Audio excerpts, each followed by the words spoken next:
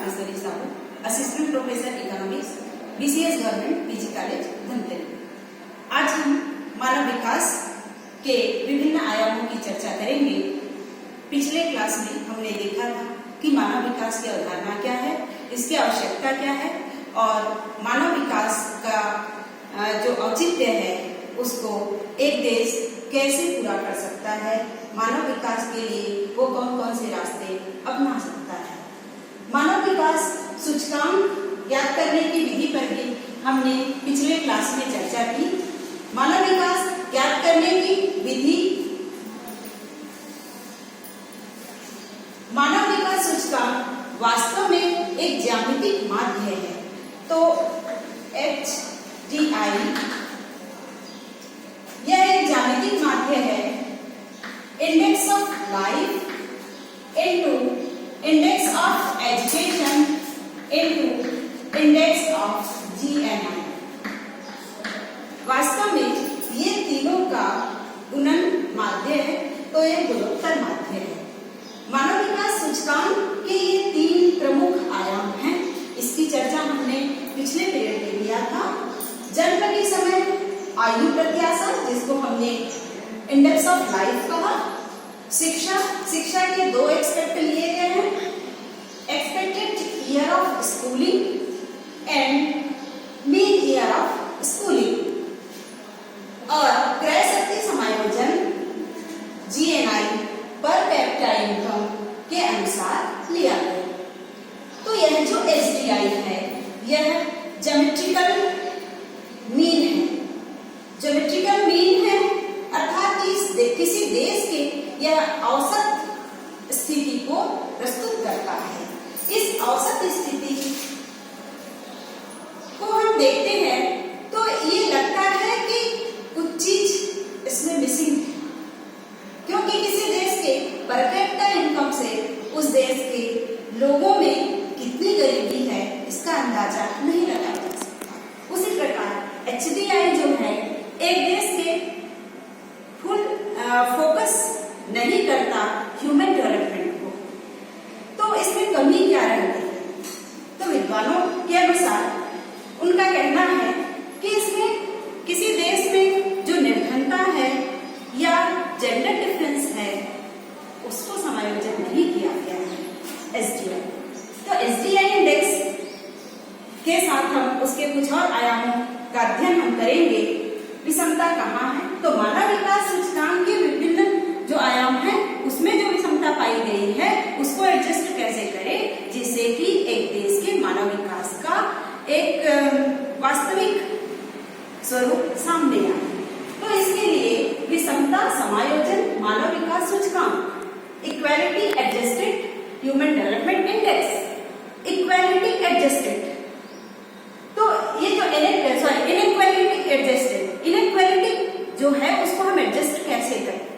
Adjust करना है इन तीनों के संदर्भ में, जन्म के समय, आयु प्रत्याशा, शिक्षा और उसकी प्रति व्यक्ति आय GNI के संबंध में एडजस्ट करना है। दूसरा विषमता हमें दिखाई देता है वह है लैंगिक विषमता, मतलब प्रत्येक देश में स्त्री और पुरुषों की स्थिति में जो विषमता है उसे हम लैंगिक विषमता कह सकते हैं।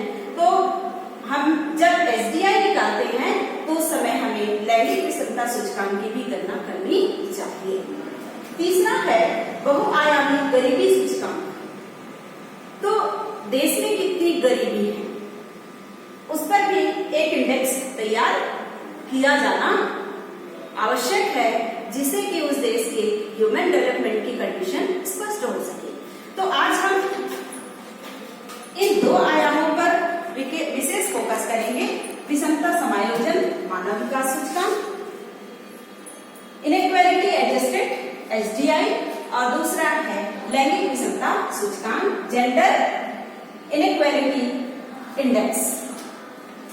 इस पर हम चर्चा अगले पीरियड में करेंगे।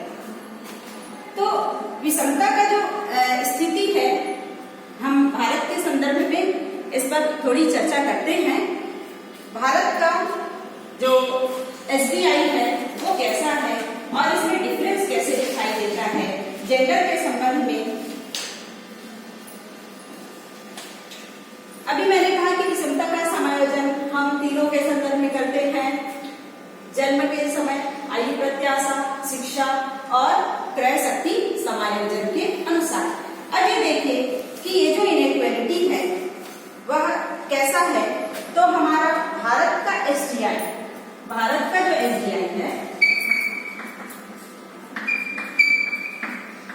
यह है 2018 के सर्वे के अनुसार, जो रिपोर्ट 2019 में, तो 2019 की रिपोर्ट के अनुसार भारत का एसडीआई है 0.647, लेकिन भारत का आईएसडीआई है 0.477। यदि हम विषमता को एडजस्ट करते हुए मानव विकास सूचकांक निकालते हैं तो हमारे यहाँ मानव विकास की स्थिति और पीछे चला जाता है। हमारा जो वैल्यू स्कोर है वो और कम हो जाता है, तो 0.477 हो जाता है।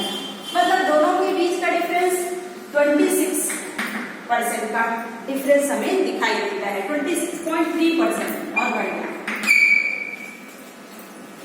तो ह्यूमन डेवलपमेंट का जो ओवरऑल रिजल्ट है उसमें तो भारत की स्थिति अच्छी लगती है, लेकिन जब इनइक्वालिटी के अनुसार हम देखते हैं तो भारत लॉस करता है 26.3%। उसी प्रकार जो अच्छे मानव विकास डेवलपमेंट वाले देश है, नॉर्वे है, स्वीडन है, स्विट्जरलैंड है, वहां पर ये जो लॉस है वो 5 से 6% ही है, लेकिन भारत का लॉस 26.3% है। मतलब ह्यूमन डेवलपमेंट का एक्चुअल फिगर हम देख रहे हैं तो हमको इसकी अपेक्षा इसमें लॉस मिल रहा है 26.3%। इस लॉस का कारण क्या है? तो इस लॉस का दो बड़ा कारण है, लैंगिक विषमता और दूसरा है पॉवर्टी, मल्टी डायमेंशनल पॉवर्टी की जो हम बात करते हैं वर्तमान समय में। अब हम देखते हैं कि लैंगिक विषमता क्या है। लैंगिक विषमता सूचकांक के लिए हम देखते हैं gender development index.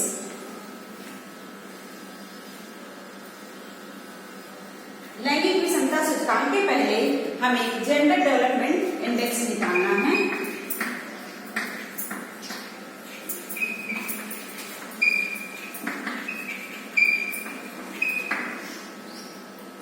Gender development index जो है वह बहुत पुरानी अवधारणा नहीं है।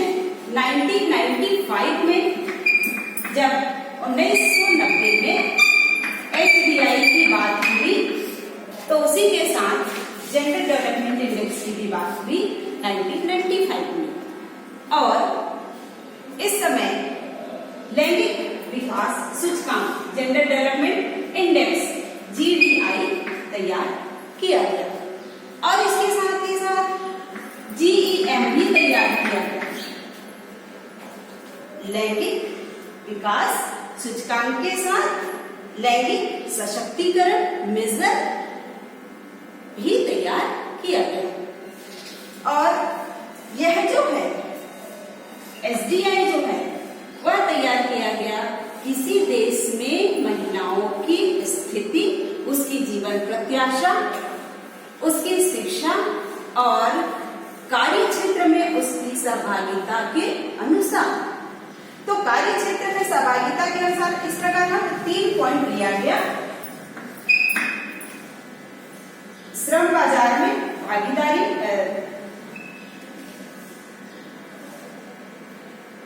श्रम बाजार में भागीदारी,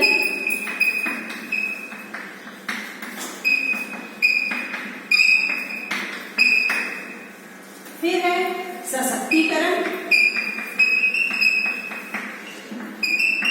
सशक्तिकरण कैसी? तो एक हो गया कि शैक्षणिक सशक्तिकरण और दूसरा है संसद में प्रतिनिधित्व।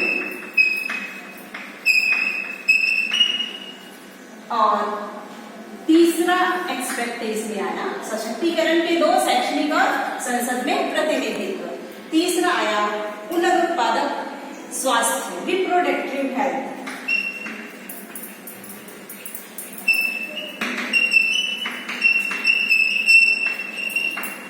रिप्रोडक्टिव हेल्थ मतलब मातृ मृत्यु दर, किशोरियों की स्थिति, कुपोषण की स्थिति, इस तरीके से ये 3 मेजर लिए गए और इसके अनुसार जेंडर डेवलपमेंट इंडेक्स और GEM दोनों तय किया गया। इसमें किशोरी प्रजनन दर और मातृ मृत्यु दर, ये दोनों चीज इसमें लिया गया। और 2013 में भारत में ये था 0.878 जेंडर डेवलपमेंट इंडेक्स भारत में था। लेकिन बाद में इस पर 2010 में और समीक्षा की गई और जेंडर डेवलपमेंट इंडेक्स कैसे तैयार किया जाए, इस पर व्यापक चर्चा हो गई। तो उसमें भागीदारिता किसी देश में, सशक्तिकरण के लिए संसद में प्रतिनिधित्व को स्थान दिया गया, लेकिन और बहुत सारे एक्सपेक्ट इसमें जोड़े गए। शैक्षणिक स्थिति तो लेना ही था और मैटरनल हेल्थ को ज्यादा फोकस किया गया। लैंगिक विषमता जो इंडेक्स है, यह भी उसी प्रकार है जैसे कि STI पूरा स्थिति को नहीं बताता। क्यों? क्योंकि मेरी स्थिति अलग है और खेत में काम करने वाली महिलाओं की स्थिति अलग है, किसी मिल में काम करने वाली महिला की स्थिति अलग है, कोई पॉलिटिशियन महिला की स्थिति अलग है, क्योंकि प्रत्येक देश में एक महिलाओं के विभिन्न समूह हैं और उनकी आर्थिक सामाजिक स्थिति में भी विषमता है। तो इसी विषमता को लैंगिक विषमता सूचकांक फोकस करता है। यदि देश में विषमता है, लैंगिक विषमता में अब पुरुषों और स्त्रियों की स्थिति क्या है, इस पर भी हम थोड़ा भारत के परिदृश्य में चर्चा करेंगे। ये जो लैंगिक विषमता है, महिलाओं की स्थिति में डिफरेंस और पुरुषों और महिलाओं की स्थिति में कितनी डिफरेंस है, इस संदर्भ में लैंगिक विषमता सूचकांक की गणना की जाती है।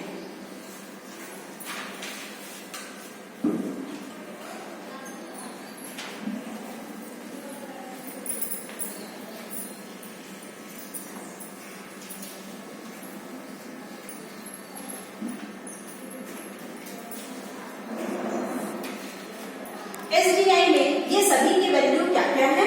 तो मानव विकास सूचकांक है 0.647, जीवन प्रत्याशा है 16.4 और एक्सपेक्टेशन ऑफ स्कूलिंग है 12.3 और ये है 6.5 और क्रय शक्ति समायोजन 68 to $9 2011 के अनुसार। अब हम देखते हैं कि मेल फीमेल में इनइक्वालिटी भारत में कैसा है। भारत में लैंगिक विषमता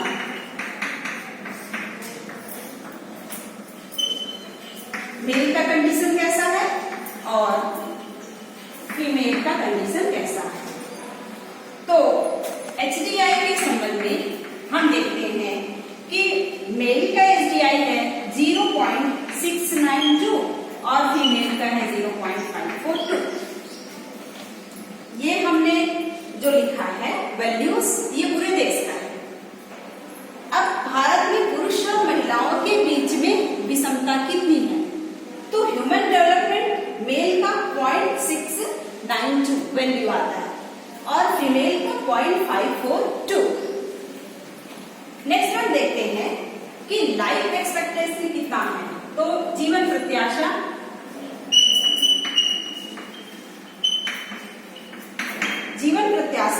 मेल का 68.2 और फीमेल का 70.7, मतलब महिलाओं की प्रत्याशा 70.7%। ये डाटा है 2018 का और रिपोर्ट है 2019 में प्रकाशित हुआ। उसके बाद हम देखते हैं एक्सपेक्टेड स्कूलिंग।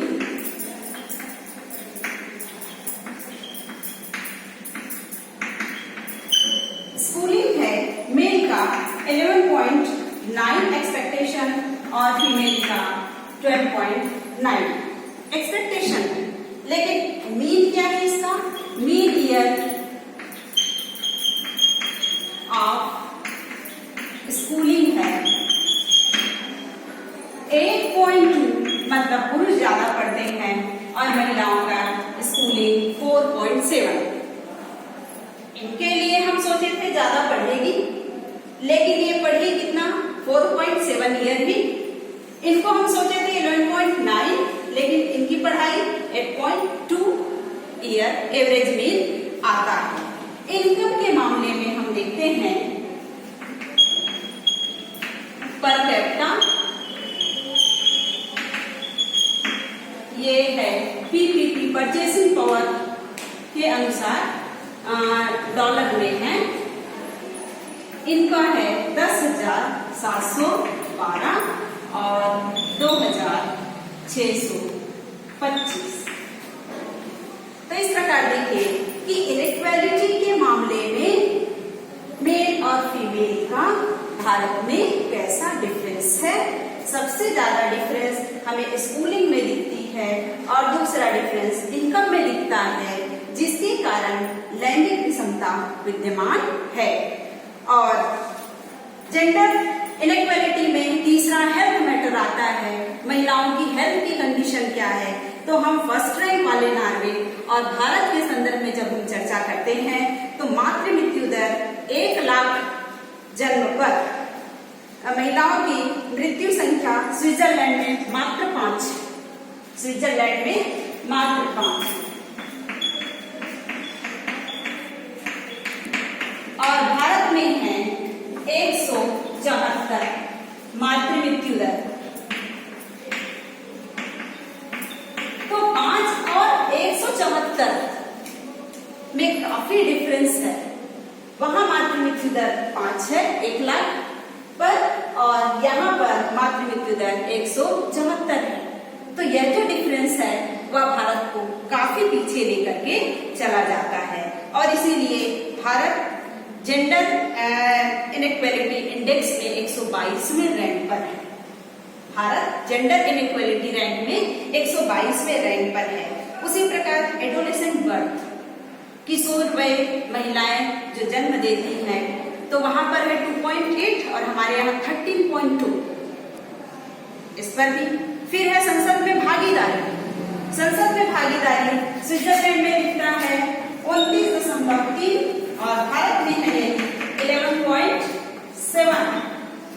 वहां संसद में भागीदारी 29.3 का है और हमारे यहाँ भारत में 11.7।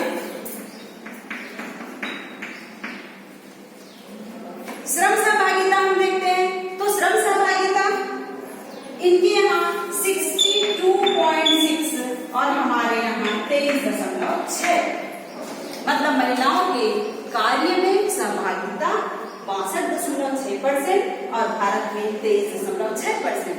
तो इस प्रकार विश्व परिदृश्य में हमने देखा कि महिलाओं की स्थिति विकसित देशों की अपेक्षा भारत में बहुत ही निम्न स्थिति है।